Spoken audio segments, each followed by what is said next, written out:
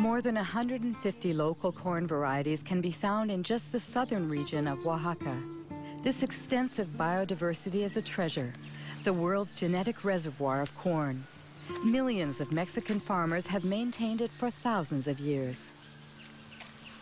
This corn is for the family? Yes, only for the family. We use it to make tortillas. This year is a good size, so we'll save it as seed for next year's planting. You don't buy your seeds? No. You exchange them? Yes, it's our ancient barter system.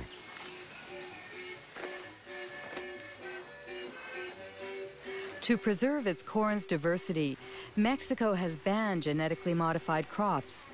However, due to the NAFTA free trade agreement it signed with the United States and Canada, Mexico cannot stop the massive importation of American corn, 40% of which is genetically modified. This industrial corn, as it's called in Mexico, is highly subsidized by the U.S. government. So on local markets, it costs half as much as traditional Mexican corn.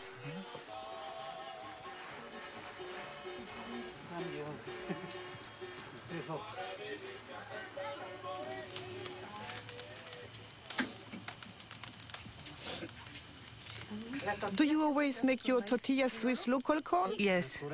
It's natural and has a better yield. Also, it's more nourishing because it comes from pure soil.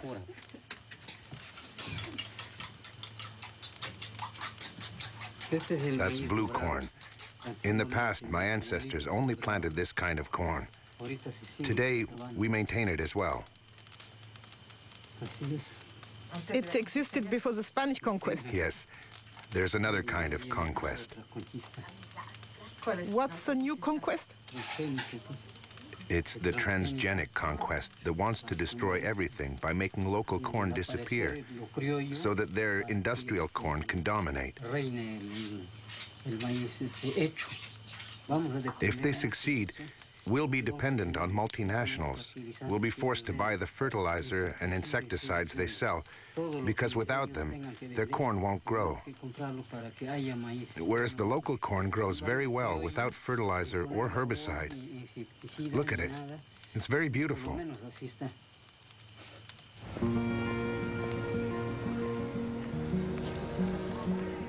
Ignacio Chapela's article provoked a violent reaction in Mexico. Since then, the National Ecology Institute has confirmed the contamination of Mexican corn. Roundup Ready and Bt genes have been found in corn from 5 regions of the country.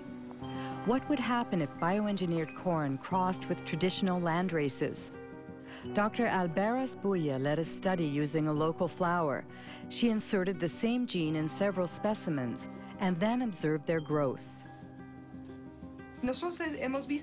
We observed that 2 plants, strictly identical from a genetic point of view, in other words, they both have the same genome, the same chromosomes and the same transgene. The only difference is that the transgene is located in different places. And well, once they grew, these plants presented a phenotype. That is to say, flower shapes that were very different. Some have flowers that are identical to their natural counterparts, like here, 4 petals with 4 sepals, but others have abnormal flowers with abnormal hair or strange petals. In addition, some are completely monstrous. The only difference in all of these plants is the location of the transgene, which was inserted randomly. Why is that worrisome? In Mexico, once the transgenic corn seeds have been released into the environment, it's very likely that the transgenes will insert themselves into the genomes of the local Mexican varieties. It's an unavoidable phenomenon, because corn plants cross naturally by wind-blown pollen. Given that, we fear that the genetic resources of traditional corn will be uncontrollably affected.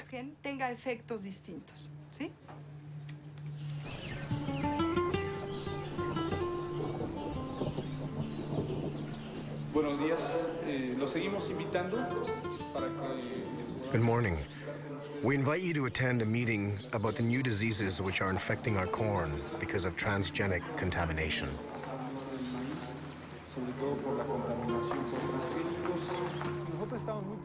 Aldo heads an organization of indigenous people. For 2 years, he's been leading an information campaign in Oaxaca communities, where Elena Albera's fears have already been confirmed in the fields. I'm going to show you some photos of some corn plants that we took in our region of Sierra Juarez. We'd like to know if you have already seen this type of plant in your community.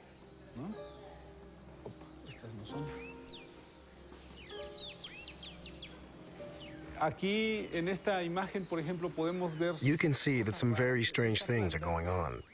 This plant, for example, has a branch here and another one there. Normally, a corn plant is not like that. There is always only one ear per leaf. But look here. There are 3 ears coming out of the same leaf. They are really monsters. We sent a plant sample to a biotech lab to see if maybe it contained genetically modified genes. Unfortunately, the test came out positive. Usually, we see these types of plants along the roadside or in people's yards. It's possible that people buy corn in the shop and they drop some kernels while walking. Some kernels germinate. This is how traditional corn became contaminated.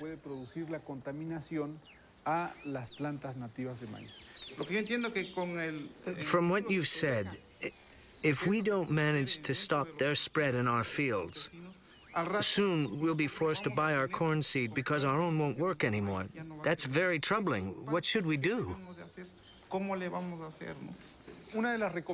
First of all, if you find a strange plant, you should immediately remove its stamen, because that's where its pollen comes from. In any case, you must be very vigilant in monitoring your plants.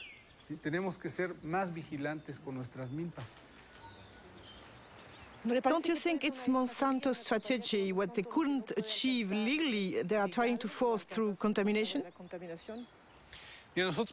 Yes, we end up wondering if the contamination wasn't intentional. If the center of origin of corn becomes contaminated, the rest of the planet could follow. Contamination only benefits multinationals like Monsanto. How did Monsanto react to Ignacio Chapela's study on Mexican corn contamination? Monsanto's Dirty Tricks campaign against fired Berkeley professor Ignacio Chapela. An article by Jonathan Matthews, who heads GM Watch, a GMO information service based in southern England.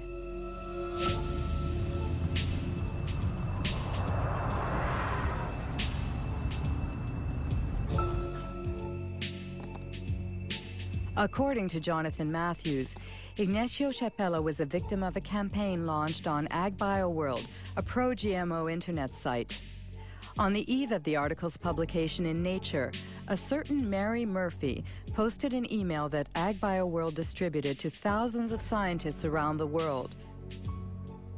She wrote, "Activists will certainly run wild with news that Mexican corn has been contaminated by genes from GM corn." The very next day, a certain Andora Smetacek posted a second email. Activists first, scientists second. It's totally a smear campaign, and this is what happens over the first couple of days. You get Murphy and Smetacek coming in, then others come in and they say, we have to campaign on this, we have to inundate Nature, we have to go to the editor of the journal and we have to say this research isn't valid. Smetacek and Murphy, we'd been tracking them for some time and trying to work out who they were. In the case of Smetacek, we could look at the technical headers on the email. It says received from, and then we've got an internet protocol address.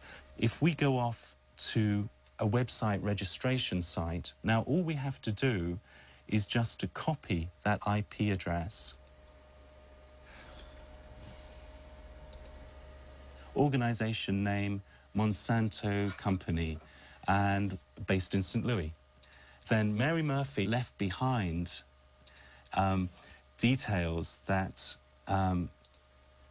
enabled us to track who she was. So if we look here at the information that appeared, posted by Mary Murphy, and then we get the IP address bw6.bivwood.com. And we found that that was the original name of a PR agency called the Bivings Group.